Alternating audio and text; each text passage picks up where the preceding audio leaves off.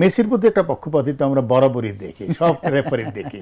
CR7-কে প্রথম ম্যাচে আমার কাছে মনে হয়েছে যে তাকে সাপোর্ট করার মতন আমি কোনো মিডফিল্ড দেখিনি।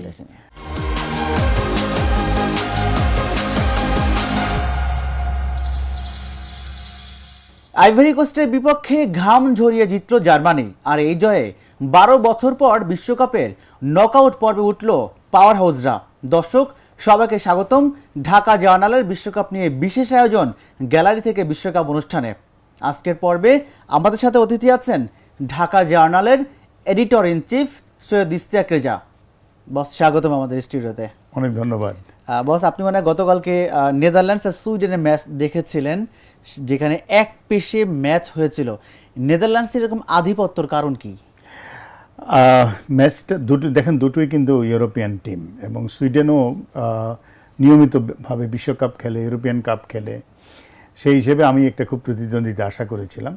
তবে নেদারল্যান্ডসকে আমি সবসময় এগিয়ে রেখেছি, এবং এবার আমি বিশ্বকাপ শুরুর আগে যত আলাপ যেখানে করেছি আমি তাদেরকে বলেছি নেদারল্যান্ডস কিন্তু এবার খুব ভালো করবে।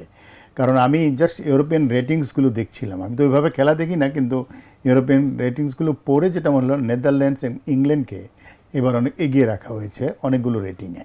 পাওয়ার হাউস হিসেবে জার্মানি তো আছেই, কিন্তু নেদারল্যান্ডস কিন্তু একসময়কার ইউরোপিয়ান চ্যাম্পিয়ন, এবং বিশ্বকাপে একাধিকবার তারা কোয়ার্টার ফাইনালে খেলেছে, সেমিফাইনালে খেলেছে।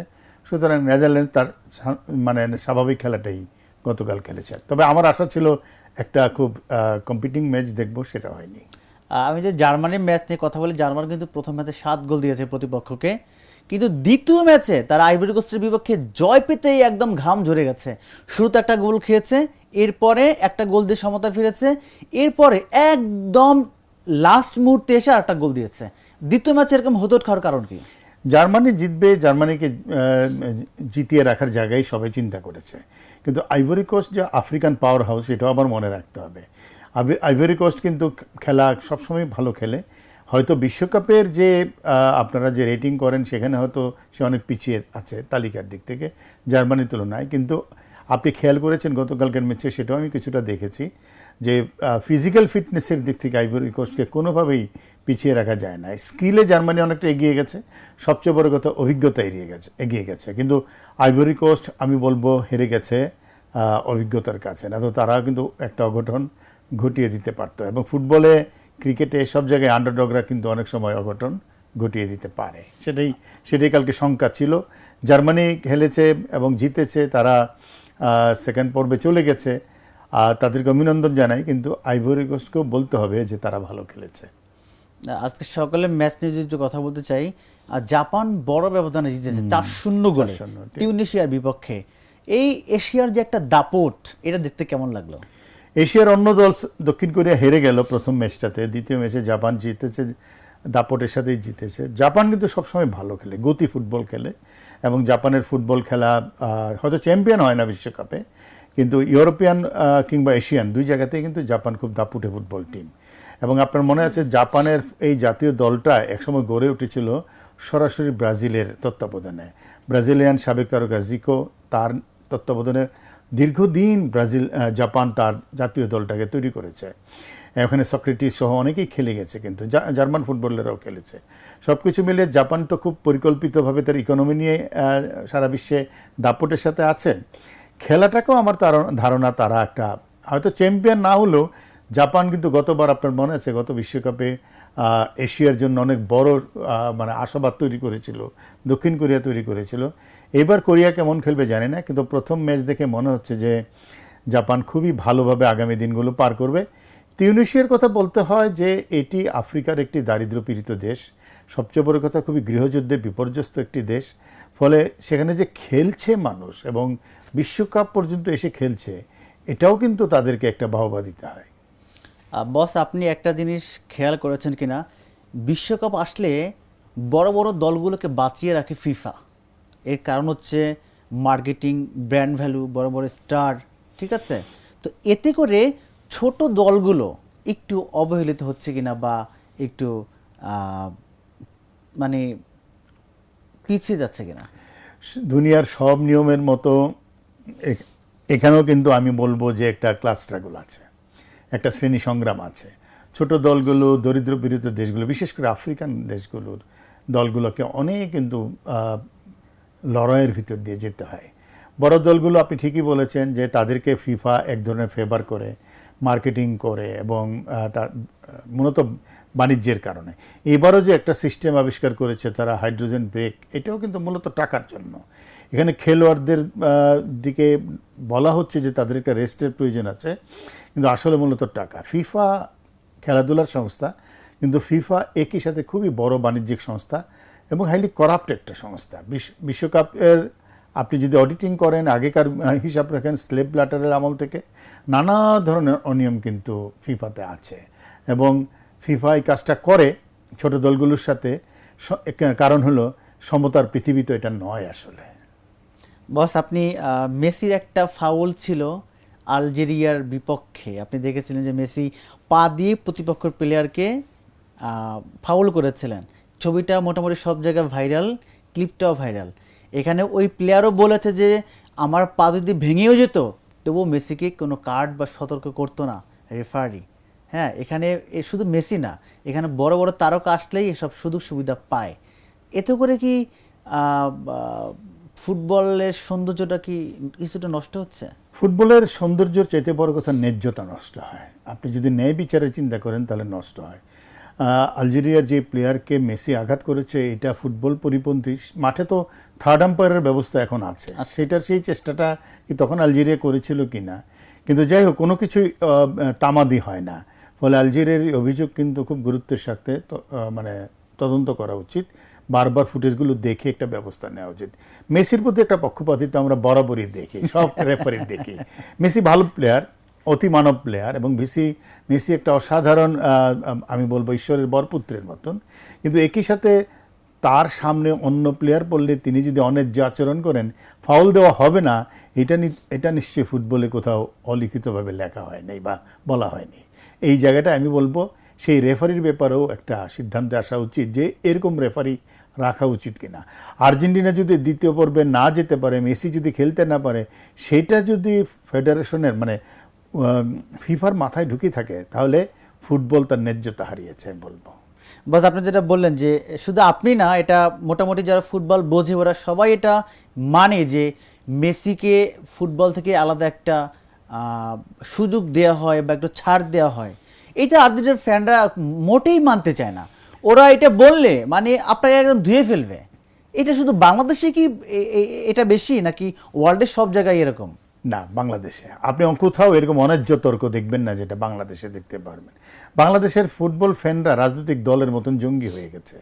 তারা এরকম সব আচরণ করে যেটা আর্জেন্টিনা হয়তো নিজেও ভাবে না, মেসি হয়তো নিজেও চিন্তা করে না। তাকে নিয়ে আমাদের ভক্তরা যতটা জঙ্গি আচরণ করে, যে নোংরামি করে, একইভাবে অন্যদের বেলায়ও প্রযোজ্য। আমার কাছে মনে হয় যে খেলার সৌন্দর্য, খেলায় পক্ষ বিপক্ষ থাকবে, হার জিত থাকবে, কিন্তু খেলার সৌন্দর্য নষ্ট করে এই ধরনের অযাচিত তর্কগুলো এবং অযাচিত আচরণগুলো।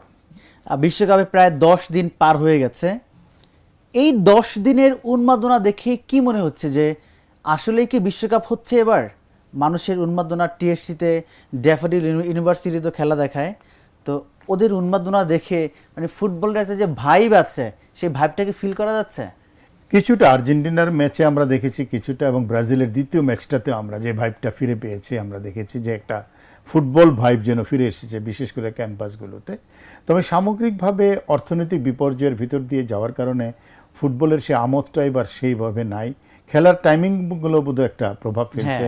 টেলিভিশনে অনেক ভোরে হচ্ছে, খুব সকালে হচ্ছে বা গভীর রাতে হচ্ছে, সেটাও একটা প্রভাব ফেলছে খেলার। মানে আপনি আগের মতন এবার পতাকা দেখবেন না, বিল্ডিং রং করা দেখবেন না। তারপরও ঢাকার বাইরে যথেষ্ট আমার কাছে মনে হয় ফুটবল ইমেজ আছে, ফুটবল জ্বর আছে, ফিভার যেটাকে বলে, সেই জ্বরটা আছে। আগামী দিনগুলোতে সেকেন্ড পর্ব শুরু হলে ক্রিটিক্যাল ম্যাচগুলো আসতে থাকলে আরও বাড়বে বলে মনে হয়। মোটামুটি প্রতিটা দলেই তাদের গ্রুপ পর্বে ম্যাচ খেলা শুরু করেছে বা খেলেছে। Brazil, Argentina, Germany, Portugal, Spain, England সব দলেই ম্যাচ খেলেছে। এই কটা ম্যাচ দেখে কাদেরকে একটু, কোন দলটাকে একটু এগিয়ে রাখবেন? আর্জেন্টিনা নিঃসন্দেহে ভালো একটা জায়গায় দেখতে পাচ্ছি মেসিকে কেন্দ্র করে, কিন্তু জার্মানিকে আমার কাছে মনে হচ্ছে যে একটা খুবই পাওয়ার হাউস, যেটা আপনি শুরুতে বললেন, পাওয়ার ফুটবলের একটা জায়গা করে নিচ্ছে এবং সামনেও নিবে।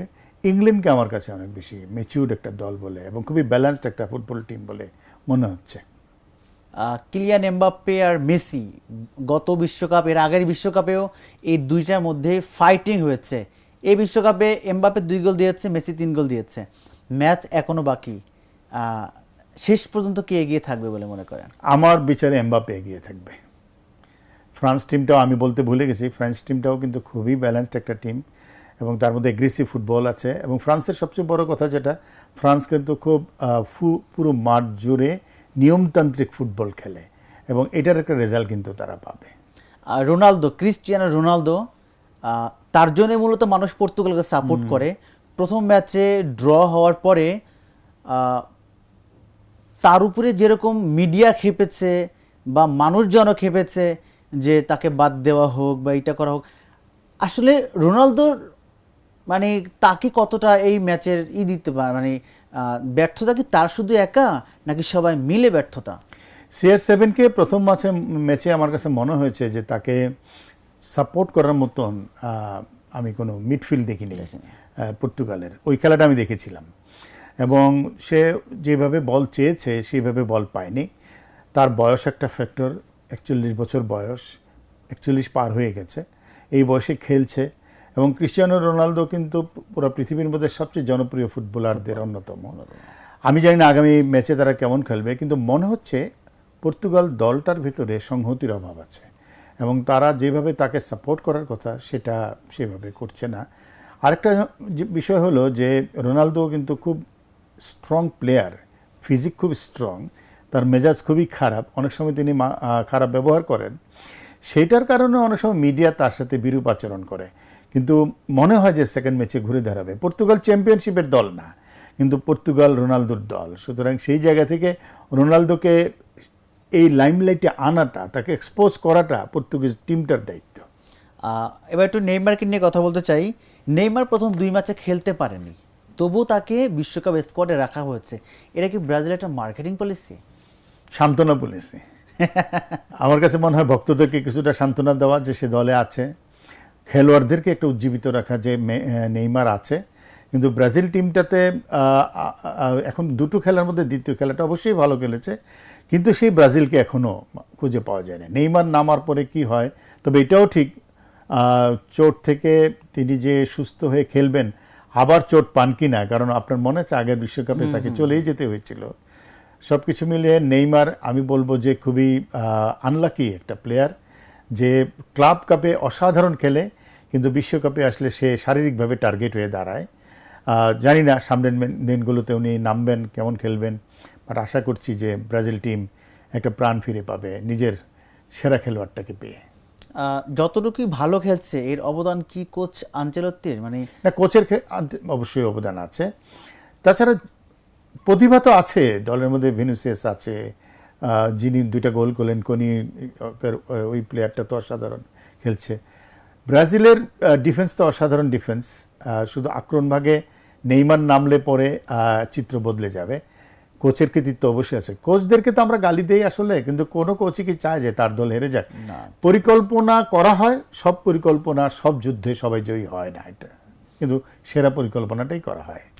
বিশ্বকাপে এ পর্যন্ত সবচেয়ে অঘটনার ম্যাচ হচ্ছে স্পেনের। পুরোই তারকা, মানে 11 জনই তারকা এবং বিশ্বকাপের দাবিদার, তারপরেও তারা ভালো খেলতে পারে নাই। সেই স্পেন আজকে আবার মাঠে নামছে সৌদি আরবের বিপক্ষে। কেমন করবে? সৌদি আরব তো খুব বলা হচ্ছে জায়ান্ট কিলার, যেহেতু আর্জেন্টিনাকে গত বিশ্বকাপে শুরুর ম্যাচে হারিয়েছিল। সৌদি আরবে এবারে টিমটাও কিন্তু খারাপ না, এবং সৌদি আরব দীর্ঘদিন আমেরিকান কন্ডিশনে প্র্যাকটিস করেছে, যেহেতু অর্থবিত্ত আছে তারা কিন্তু সৌদি আরবের বাইরে গিয়ে, এবং যে আবহাওয়ার কথা বলা হচ্ছে, এটা সৌদি আরব কিন্তু সবচেয়ে উপযোগী টিমগুলোর একটি। সৌদি আরব সেসব কন্ডিশনে খেলা। সৌদি আরব আমার ধারণা খুবই প্রতিদ্বন্দ্বিতাপূর্ণ ম্যাচ হবে এবং অঘটন ঘটতেও পারে।